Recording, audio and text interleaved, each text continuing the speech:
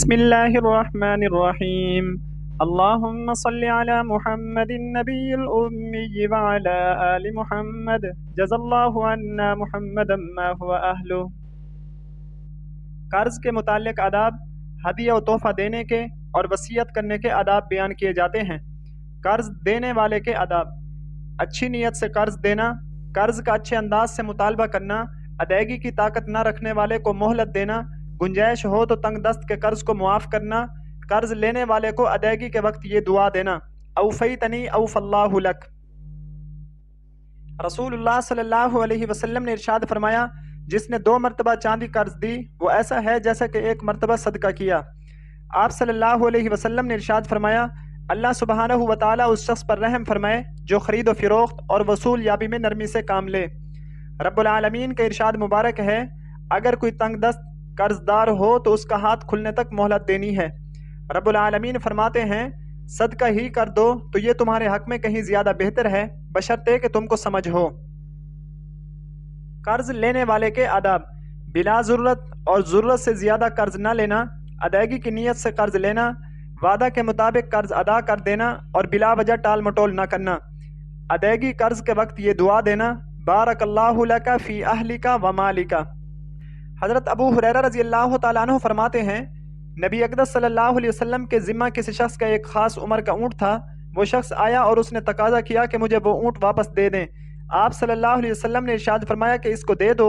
چنانچہ تلاش کیا گیا مگر اس عمر کا اونٹ نہیں ملا۔ اس سے بڑی عمر کا اونٹ ملا تو آپ صلی اللہ علیہ وسلم نے فرمایا کہ دے دو، تو اس نے دعا دی کہ آپ نے میرا حق واپس کر دیا، اللہ تعالیٰ آپ کو بھی پورا بدلہ دے۔ تو نبی اقدس صلی اللہ علیہ وسلم نے فرمایا کہ تم میں سے بہترین شخص وہ ہے جو اچھے طریقے سے قرض کی ادائیگی کرے۔ آپ صلی اللہ علیہ وسلم نے ارشاد فرمایا، جو شخص لوگوں کا مال اس کی ادائیگی کی نیت سے لے تو اللہ سبحانہ و تعالیٰ اس کے لیے ادائیگی آسان کرا دیتے ہیں۔ رسول اللہ صلی اللہ علیہ وسلم نے فرمایا، مالدار کا ٹال مٹول کرنا ظلم ہے۔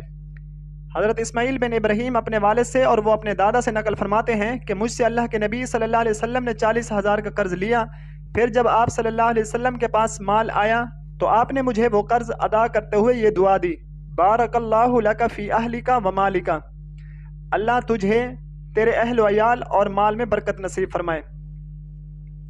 عام قرض کے متعلق آداب: سودی قرض کا لین دین نہ کرنا، قرض کے معاملہ کو لکھ لینا، گواہ بنا لینا، قرض کی ادائیگی کے لیے یہ دعا پڑھنا: اللہم اکفنی بحلالک عن حرامک واغننی بفضلک عمن سواک۔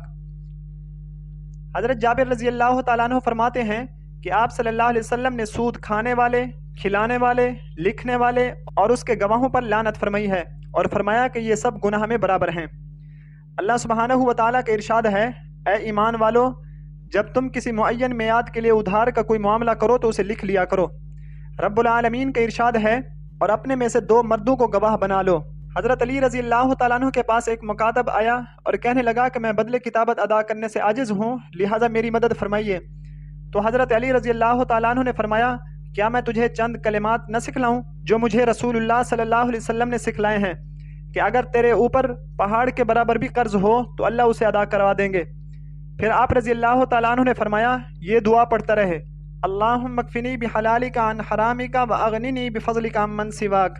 ہدیہ دینے والے کے آداب: اخلاص سے ہدیہ دینا، مشتبہ یا حرام مواقع میں ہدیہ نہ دینا، ہدیہ دینے کے لیے مناسب وقت اختیار کرنا، رشتہ داروں اور پڑوسیوں اور اہل فضل کو ہدیہ میں مقدم رکھنا، جس کو ہدیہ دیا جائے کہ پسند کے مطابق ہدیہ دینا، ہدیہ دے کر احسان نہ جتلانا۔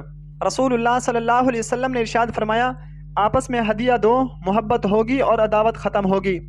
حضرت عمر بن عبدالعزیز رحمہ اللہ نے فرمایا، ہدیہ رسول اللہ صلی اللہ علیہ وسلم کے زمانے میں ہدیہ تھا اور آج رشوت ہے۔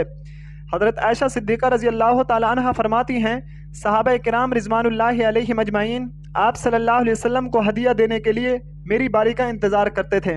حضرت میمونہ رضی اللہ تعالی عنہا نے اپنی ایک باندی آزاد کر دی تو آپ صلی اللہ علیہ وسلم نے ارشاد فرمایا، اگر تو یہ باندی اپنے ماموں میں سے کسی کو دے کر صلہ رحمی کرتی تو یہ تیرے اجر کو زیادہ بڑھانے والا ہوتا۔ رب العالمین کا ارشاد ہے، اے ایمان والو، اپنے صدقات کو احسان جتلا کر اور تکلیف پہنچا کر ضائع مت کرو۔ ہدیہ قبول کرنے والے کے آداب: ہدیہ واپس نہ لوٹانا، تکیہ، تیل اور خوشبو کو واپس نہ لوٹانا، ادنا ہدیہ کو بھی حقیر نہ سمجھنا، ہدیہ دینے والے کے لیے غیبانہ دعا کرنا، ہدیہ کی بنا پر چاپلوسی نہ کرنا، آئندہ ہدیہ کی امید نہ لگائے رکھنا، ممکن ہو تو ہدیہ کا بدلہ دینا، اہل مناسب کو ان لوگوں کا ہدیہ قبول نہ کرنا جن سے قبل از منصب ہدیہ کی عادت نہ تھی، ہدیہ دینے میں اولاد کے درمیان برابری کرنا۔ آپ صلی اللہ علیہ وسلم نے ارشاد فرمایا، دعوت قبول کرو اور ہدیہ رد نہ کرو۔ حضرت عبداللہ ابن عباس رضی اللہ تعالیٰ عنہ فرماتے ہیں کہ انہوں نے صعب بن جسامہ لیسی، جن کا شمار صحابہ کرام میں ہوتا ہے، کو فرماتے ہوئے سنا، انہوں نے آپ صلی اللہ علیہ وسلم کو ایک جنگلی گدھا ہدیہ میں دیا، جبکہ آپ احرام کی حالت میں مقام ابوا یا مقام ودان میں تشریف فرما تھے، تو آپ صلی اللہ علیہ وسلم نے اسے لوٹا دیا۔ جب آپ صلی اللہ علیہ وسلم نے میرے چہرے پر ہدیہ لوٹانے کی وجہ سے ناگواری محسوس فرمائی تو ارشاد فرمایا، ہمیں آپ کا ہدیہ واپس کرنے کی اس کے سوا اور کوئی وجہ نہ تھی کہ ہم حالت احرام میں ہیں۔ رسول اللہ صلی اللہ علیہ وسلم نے ارشاد فرمایا، اے مسلمان عورتوں، کوئی پڑوسن اپنی پڑوسی کے ہدیہ کو حقیر نہ سمجھے، چاہے بکری کا کھر ہی ہو۔ ام المؤمنین حضرت عائشہ صدیقہ رضی اللہ تعالیٰ عنہ فرماتی ہیں، آپ صلی اللہ علیہ وسلم ہدیہ قبول فرماتے تھے اور اس کا بدلہ بھی عطا کرتے تھے۔ آپ صلی اللہ علیہ وسلم نے ارشاد فرمایا، امام کو ہدیہ دینا خیانت ہے۔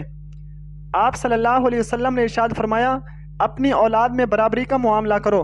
وصیت کے آداب: مستقل وصیت نامہ تیار رکھنا، اپنے گھر والوں کو اسلام و ایمان پر قائم رہنے اور تقوی کی وصیت کرنا، حقوق اللہ باقی ہوں تو اس کی وصیت کرنا، وصیت میں اعتدال اختیار کرنا، ادائیگی قرض کی وصیت اہتمام سے کرنا، بشرط استطاعت اللہ سبحانہ و تعالیٰ کے لیے کچھ مال وقف کرنا، تہائی مال سے کم کی وصیت کرنا، وصیت پر گواہ بنانا، وصیت کرنے والے کی جائز وصیتوں میں تبدیلی نہ کرنا۔ آپ صلی اللہ علیہ وسلم نے ارشاد فرمایا، کسی ایسے مسلمان کو جس کے پاس کوئی ایسی چیز ہو جس کے بارے میں وہ وصیت کرنا چاہتا ہو، یہ حق نہیں وہ 2 رات اس حال میں گزارے کہ اس کی وصیت اس کے پاس لکھی ہوئی نہ ہو۔ اللہ سبحانہ و تعالی حضرت یعقوب علیہ السلام کا واقعہ بیان فرماتے ہوئے ارشاد فرماتے ہیں، کیا اس وقت تم خود موجود تھے جب یعقوب کی موت کا وقت آیا تھا، جب انہوں نے اپنے بیٹوں سے کہا تھا کہ تم میرے بعد کس کی عبادت کرو گے؟ رب العالمین نے قرآن مجید میں ہر وارث کا حصہ اور وصیت اور قرض کا ذکر کرنے کے بعد ارشاد فرمایا، جو شخص اللہ اور اس کے رسول صلی اللہ علیہ وسلم کی نافرمانی کرے گا اور اس کی مقرر کی ہوئی حدود سے تجاوز کرے گا، اسے اللہ سبحانہ و تعالی دوزخ میں داخل کریں گے اور جس میں وہ ہمیشہ رہے گا، اور اس کو ایسا عذاب ہوگا جو ذلیل کر کے رکھ دے گا۔ رسول اللہ صلی اللہ علیہ وسلم اس شخص پر جنازے کی نماز نہیں پڑھتے تھے جس پر قرض ہوتا تھا، الا یہ کہ کوئی اس کی ذمہ داری لے لیتا۔ آپ صلی اللہ علیہ وسلم نے فرمایا، جب انسان مر جاتا ہے تو اس کے اعمال ختم ہو جاتے ہیں مگر 3 چیزوں کا ثواب باقی رہتا ہے، ان میں سے ایک یہ ہے کہ صدقہ جاریہ۔ آپ صلی اللہ علیہ وسلم نے حضرت سعد بن ابی وقاص رضی اللہ تعالیٰ عنہ سے فرمایا، 1/3 کی وصیت کر اور ثلث بھی زیادہ ہے۔ آپ صلی اللہ علیہ وسلم نے فرمایا، اللہ سبحانہ و تعالی نے ہر صاحب حق کو اس کا حق دے دیا ہے، لہٰذا وارث کے لیے وصیت جائز نہیں ہے۔ رب العالمین کا ارشاد ہے، اے ایمان والو، جب تم میں سے کوئی مرنے کے قریب ہو تو وصیت کرتے وقت آپس کے معاملات طے کرنے کے لیے گواہ بنانے کا طریقہ یہ ہے کہ تم میں سے 2 امانت دار آدمی ہوں جو تمہاری وصیت کے گواہ بنے۔ رب العالمین کا ارشاد مبارک ہے، پھر جو شخص اس وصیت کو سننے کے بعد اس میں کوئی تبدیلی کرے گا تو اس کا گناہ ان لوگوں پر ہوگا جو اس میں تبدیلی کریں گے۔ یقین رکھو کہ اللہ سب کچھ سنتا اور جانتا ہے۔ وصلی اللہ علی النبی الأمی۔